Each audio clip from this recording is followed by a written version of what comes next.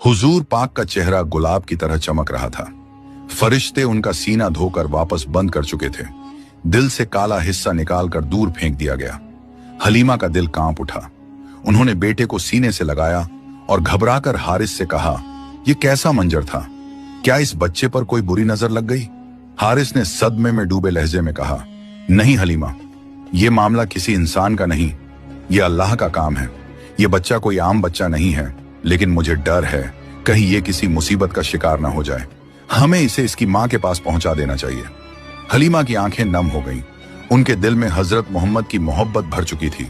वो जानती थी कि इस बच्चे के आने से उनकी जिंदगी में बरकत आ गई थी। उनके घर की बकरियां दूध देने लगी थीं। उनकी जमीन हरी भरी हो गई थी। उनका कबीला खुशहाल हो गया था। अब इस रहमत को छोड़ना उनके लिए आसान न था, लेकिन एक मां का डर हमेशा हावी हो जाता है।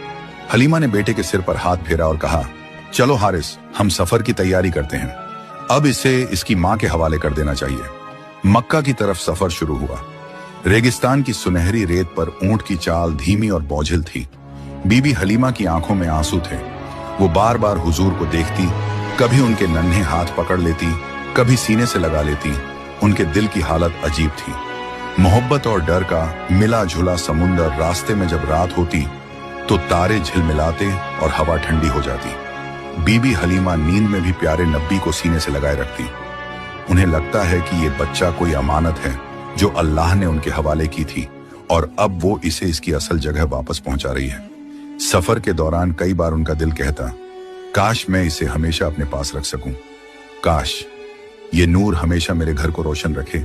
लेकिन फिर शक ए सद्र का वाकया उनकी आंखों के सामने घूम जाता और वो खुद को समझाती, नहीं हलीमा, ये अल्लाह का बंदा है, अल्लाह का हबीब है। इसकी हिफाजत सिर्फ इसकी मां कर सकती है, या खुद अल्लाह। आखिरकार मक्का आ गया था। शहर की गलियों में हलचल थी। हलीमा ने ऊंट को रोका। हुजूर सल्लल्लाहु अलैहि वसल्लम को हाथ से थामा और बीबी आमिना के घर पहुंची। दरवाजा खटखटाया तो बीबी आमिना बाहर आई। उनका चेहरा नूर से चमक रहा था। हलीमा की आंखों से आंसू बह निकले। उन्होंने कांपते लहजे में कहा, आमिना, मैं आपको आपका बेटा वापस कर रही हूं। मैं डर गई हूं। रेगिस्तान में उसके साथ अजीब वाकया हुआ। उसका सीना चीर दिया गया और फिर सी दिया गया। मुझे लगा कहीं कोई मुसीबत ना आ पड़े। ये बच्चा मेरे बस का नहीं है। बीवी आमिना मुस्कुराई। उन्होंने बेटे को चूम लिया, उसकी मासूम आंखों में देखा और बहुत इत्मीनान से कहा, हलीमा डर मत, मेरा बेटा कोई आम बच्चा नहीं।